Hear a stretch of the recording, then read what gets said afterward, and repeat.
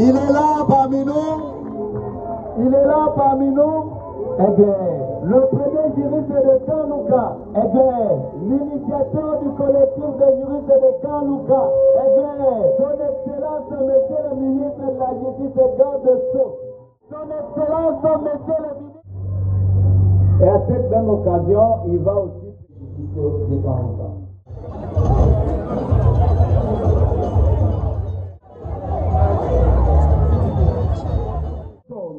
Détentatrices de diplôme en droit et tous les juristes en formation. Il s'agit de tous ceux qui ont déjà fait. Le comité directeur qui est composé du président, vice-président, secrétaire général, trésorier, conseiller juridique, chargé des relations extérieures, 3 conseillers arbitraux, 3 commissaires au compte. Outre ces membres permanents du comité directeur, il existe aussi 3 membres non permanents chargés de la communication. Le comité soutien ou donné, qui est un organe de consultation, nous avons encore le chargé des relations extérieures empêchées et 3 conseillers arbitraux qui sont là, Maître Fils, Maître Taylor et M. Angèle. Et enfin, les 3 commissaires au compte, Maître Francine Bapalanga, et nous avons Monsieur concentré sur des prismes principaux du point de vue juridique et du point de vue sociologique. Cette approche nous permettra d'explorer plus en profondeur la problématique relative à l'accès à la justice pour la population de Kanlouka et de mettre en lumière les nuances qui entourent cette question cruciale. Cette intervention vise à présenter les enjeux significatifs liés à la promotion des droits humains au Kanlouka. Et nous souhaitons également à identifier les obstacles systématiques et contextuels auxquels les populations font face quotidiennement. Et il est impératif de reconnaître que ces obstacles, des défis individuels, sont souvent enracinés dans des structures socio-politiques plus larges qui méritent d'être analysées et surtout remises en question. En outre, nous aimerions proposer des pistes concrètes pour faire du droit un outil accessible. Jeunes, le courage de suivre ce que nous avons fait et vous rassurer que vous pouvez y parvenir. De notre temps, on ne parlait français que dans les écoles privées. Nous, des écoles publiques, le français était parlé par les professeurs qui vous enseignaient et entre vous élèves, c'était toujours les lingala. À la maison, c'était toujours les lingala. Dans la cour de l'école, toujours les lingala. Alors même, à un moment donné, les professeurs ont inventé un système qu'on appelait symbole. C'est-à-dire, si on t'attrape en train de parler lingala, on te donne ce symbole-là qui représentait une punition à effectuer. Mais malgré ça, je voudrais vous dire la vérité, nous avons grandi en lingala et d'ailleurs, nous avions même des textes, des lectures en lingala jusqu'en 4e primaire. Et c'est plus tard qu'on se rend compte que le français était important, mais important pourquoi finalement? Parce qu'on voit aujourd'hui que les pays asiatiques se développent avec leur langue locale. il s'est intelligent ou intellectuel. Bref, nous avons grandi avec un certain complexe. Mais moi, votre frère, ne vous en faites pas, ça ira.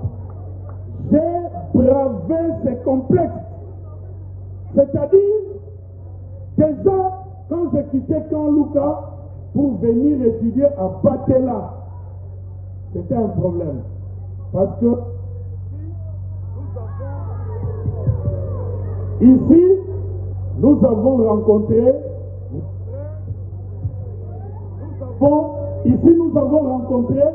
nos frères et sœurs à qui les parents parlaient en français à la maison. Maintenant, toi, tu viens de Kanlouka. Lingala, na Lingala. Mais, chaque soir à la maison, je lisais mes cahiers avec un esprit de compétition. À tel point que dans cette école, j'avais trouvé un garçon très intelligent. Une fois, j'ai fait une tournée ici, je l'ai très intelligent, qui régnait en maître ici, et c'était lui le premier de la classe, le plus intelligent de l'école. À la première période, il fait comme d'habitude 83%, moi j'ai fait 68%, mais ça m'avait consolé parce que tout de suite, je suis devenu deuxième de la classe. Alors j'ai continué à lire jusqu'au jour où je deviens premier de la classe, et il devient, depuis toujours où il était ici, il devient pour la première fois deuxième de la classe, alors on devient des ennemis. Il me dit, je comprends que tu es allé chez vous là au Congo chercher des fétiches. Ce n'était pas des fétiches. Je voudrais vous demander, mes petits frères, mes petites sœurs, d'étudier chaque soir à la maison. Vous comprenez? Avant de faire le droit, j'étais d'abord un bon élève à l'école secondaire. Alors finalement, le fait de me retrouver parmi les meilleurs de mon école m'a donné confiance. Je m'en sors aussi très bien jusqu'en 3e graduat. Mais comme je voulais aller étudier en Europe, Dieu a fait grâce. Je pars en Europe, on me reprend, non pas en 3e ni en première licence, on me reprend en 2e graduat, mais avec des cours complémentaires de première. J'ai réussi bien à tous ces cours, je continue à monter jusqu'au moment où j'ai eu finalement, j'ai eu mon master en droit en Belgique. Je deviens avocat en Belgique. En 2009, le professeur Luzolo Bambi, nommé ministre de la Justice, m'invite à Kinshasa travailler avec lui. J'entre au ministère de la Justice comme conseiller de Luzolo Bambi. C'est à ce moment-là que j'ai donné la personnalité juridique à plusieurs églises de Kanlouka, mais non seulement cela, déjà avec cette expérience-là et ce travail-là, j'ai commencé à encadrer les juristes de Kanlouka. Et c'est pendant le moment où j'étais conseiller du ministre Luzolo Bambi que tous les jeunes de Kanlouka de l'époque sont allés dans la magistrature. Je les ai envoyés après les avoir encadrés. Vous connaissez Wani, vous connaissez Jacob. Il y a un papa là derrière, Taylor Menga. Je n'ai jamais compris pourquoi il avait raté cette occasion-là. C'est l'unique qui avait raté. Alors, bon, donc tous, ils sont partis et j'ai continué à encadrer. À un moment donné, parce que je dois focaliser. Les organisateurs ont pensé à l'organisation d'un procès qui oppose la République démocratique du Congo et la Belgique. Bon, ça coïncide aussi avec la fête de l'indépendance. À travers ce procès, vous avez vu vos grands frères, vos grandes sœurs en toge et en train de plaider. Est-ce que ça vous a plu? Est-ce que ça vous a plu? Je peux vous rassurer que le droit fait partie des meilleurs métiers au monde. À travers le droit, vous allez aussi apprendre à mieux parler. Donc, ce n'est pas pour rien que nous vous avons invité, vous qui êtes en troisième, vous qui êtes en quatrième, c'est-à-dire en dernière année, pour que vous puissiez découvrir ce métier. Ainsi donc, dans 1 an ou dans 2 ans, quand vous aurez votre diplôme d'État, que vous puissiez vous inscrire à une faculté de droit, c'est-à-dire, ça peut être à l'UNIKIL, ça peut être à l'université protestante au Congo, ça peut aussi être à l'université catholique au Congo. Mais le plus important pour nous, c'est que vous puissiez avoir cette ambition-là. Qui d'entre nous ou qui d'entre vous, après avoir suivi ce procès, a pris la décision de faire le droit quand il ira à l'université? Est-ce que vous avez compris la question? J'ai dit, après avoir suivi le procès ici, qui a décidé qu'il va faire lui aussi le droit pour devenir magistrat ou pour devenir avocat? Qu'il est juge bazawana, magistrat bazaliwa wana. Et moi,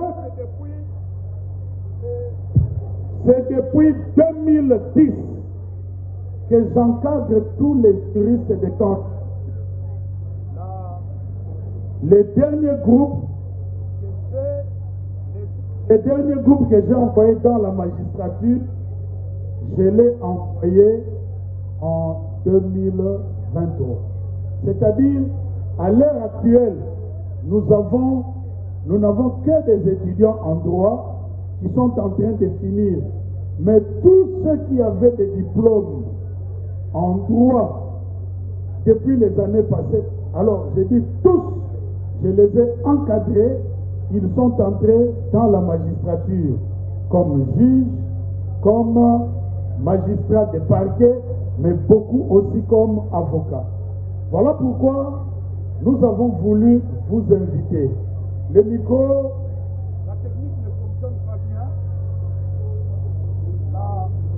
La technique. Ici présent, nous vous présentons notre extraction d'accueil. Benjamin.